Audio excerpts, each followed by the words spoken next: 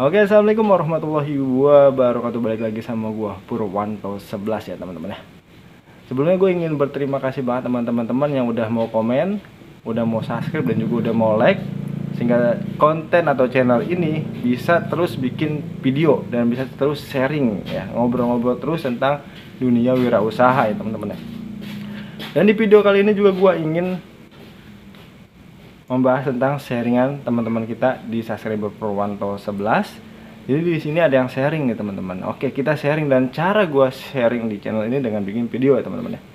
Jadi di sini gua dapat pertanyaan dari Bang Digo. Bang Digo, ini pertanyaannya gini teman-teman ya. Bang, kalau misal pengen buka angkringan sama temen, modal sama hasil bagi dua gimana Bang? Menurut Bang Pur, modal dan hasil bagi dua, ya itu udah oke banget sih menurut gua teman-teman ya. Ya emang sudah adil banget ya, modal bagi dua ya hasil juga bagi dua ya, itu udah menurut gue udah nggak ada yang dipertanyakan lagi. Tapi menurut saya nggak cukup sampai di situ saja. Kalau modal dan hasil bagi dua itu di awal dan di akhir. Di awal kita naruh modal, di akhir kita ambil untung gitu, hasil lah kita bagi dua kan. Tengah-tengahnya bagaimana, ini tengah-tengahnya yang perlu kita bahas. Dan di video ini kita akan bahas di tengah-tengahnya. Tengah-tengahnya apa Bang? Kerjanya, mengelola usahanya ya. Bukan hanya berpikir tentang modal dan hasilnya saja ya Bang Diego. Jadi tengah-tengahnya bagaimana nih? Mengelolanya, siapa yang mengelola? Siapa yang mau masak apabila di kuliner? Siapa yang mau belanja dan siapa yang mau buka lapak dan tutup lapak kan gitu ya Bang Diego ya. Jadi di sini yang perlu kita perhatikan ya Bang Diego ya. Saat kita bekerja sama dengan teman. Kalau hasil kan setelah usaha, kalau modal kan di awal. Jadi ini loh, tengah-tengahnya yang perlu kita bahas. Jadi nggak cukup sampai situ, harus kita bahas ini ya Bang Digo. Jadi gue akan melengkapi pertanyaan Bang Digo dan gue akan menjelaskan bagaimana di tengah-tengah ini ya. Jadi setelah Bang Digo setelah Bang Digo dan teman Bang Digo ini ya kan, patungan modal 50-50, setelah itu kan mengelola, dan yang ketiga hasil. Nah, mengelolanya itu siapa? Apakah Bang Digo? Apakah teman Bang Digo? Apakah kedua-duanya yang mengelola? Kayak gitu kan? Nah, kita ambil satu dulu ya. Apabila Bang Digo yang mengelola, hasil dibagi dua tidak adil. Itu tidak bisa begitu. Hasil jadi dibagi tiga. Pemodal, ya kan? Pemodal, pengelola, dan juga pemodal satunya. Jadi hasil dibagi tiga. Apabila hasilnya 1 bulan penghasilan 1 juta dibagi tiga, berarti 300 100-nya buat modal cadangan, simpan saja, buang uang kas ya kan. Apabila dua-duanya mengelola, itu baru teman-teman ya, itu baru dibagi dua semua. Modal berdua, mengelolanya berdua, hasil pun berdua dibagi dua. Nah, itu baru adil. Dan yang perlu diperhatikan teman-teman ya, kan banyak tuh yang bertanya tentang kalau kita usaha sama teman, apakah usaha itu bakal hancur? Ya kan? Nggak bakal bener gitu. Itu salah menurut gue teman-teman. Itu salah. Semua pengusaha itu pasti ada teman, ada yang kerjasama, ada yang investor, ada yang mau bergabung teman-teman. Jadi semakin berkembang usahanya karena kerjasama dan bergabungan itu. Makanya pada saat kita kerjasama dengan teman ya, itu kita itu jangan bergantung pada teman. Jangan bergantung pada teman, jangan bersandar pada teman. Kita berdua nih mau kerjasama, mindset kita nih, pola pikir kita itu belajar bersama, kerjasama dan belajar bersama, saling melengkapi, bukan bersandar, bukan bergantung. Kalau kita bergantung ya, yang kita gantungin patah ya kita patah, hancur usaha. Kalau kita bersandar, yang satunya lemah, kita bersandar terus ya kita sama-sama jatuh. Makanya jangan pernah kita bersandar atau bergantung pada orang yang bekerja sama dengan kita, melainkan satu sama lain saling belajar bekerja sama. Itulah kalau kita punya tim membangun usaha, itu kita harus belajar kerja sama, bukan saling mengandalkan, bukan saling bergantung. Dan di awal juga mindset kita harus diubah nih, mindset pola pikir kita. Oh, ada yang mau kerja sama kita, tapi kita harus sama-sama belajar, bukan oh ada yang mau kerja sama sama gue, ngajak kerja sama usaha sama gue nih, misalnya gitu kan. Tapi kalau dia nggak kuat, nanti usaha hancur deh, karena gue nggak bakal kuat jalanin. Nah, Itu yang pola pikir yang salah pada saat kita mau bekerja sama dengan teman kita, saudara kita, atau siapapun. Kita harus berpikir belajar bersama, belajar terus bersama. Dan di usaha ini kita itu harus punya mindset juga, ini berdikari, berdiri di atas kaki sendiri. Tidak ada yang namanya kita berdiri di atas kaki teman, berdiri di atas kaki saudara, dan berdiri di atas kaki orang lain. Enggak. Kita terjun ke wirausaha, berdagang itu berdikari. Tidak ada bersandar, tidak ada bergantung, tidak ada berdiri atau menggendong, saling menggendong, tidak, teman-teman ya. Jadi kita harus benar-benar belajar bersama-sama. Dan pada saat kita nih ingin mengelola bersama, teman-teman ya, mengelola bersama, itu juga biasanya ada cemburu sosial, ya kan?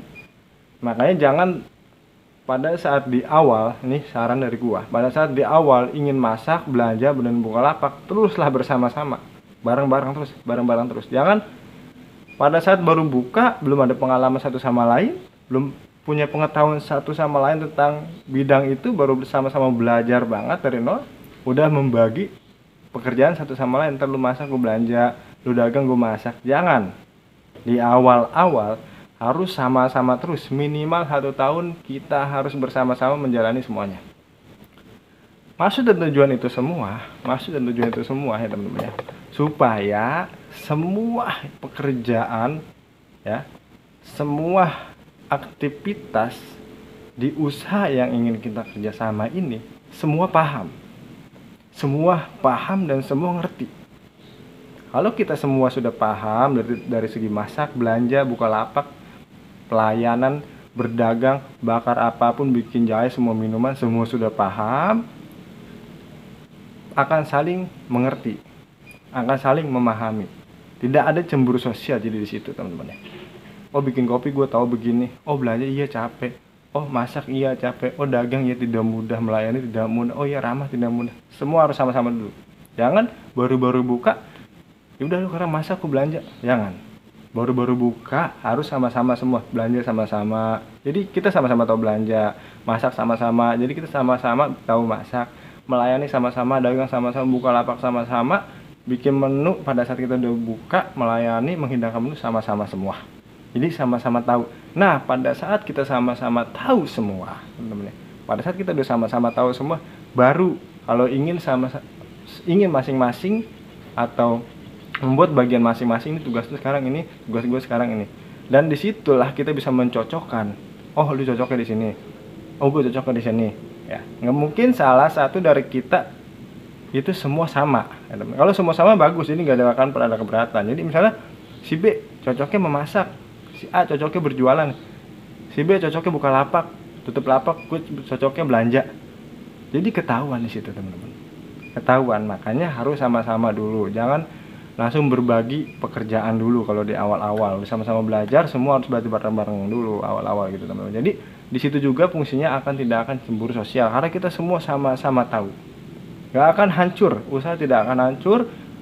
Kita mau usaha sama teman, sama saudara, kalau niatnya atau mindset kita di awal itu, ayo kita belajar, ayo kita saling melengkapi, kita belajar.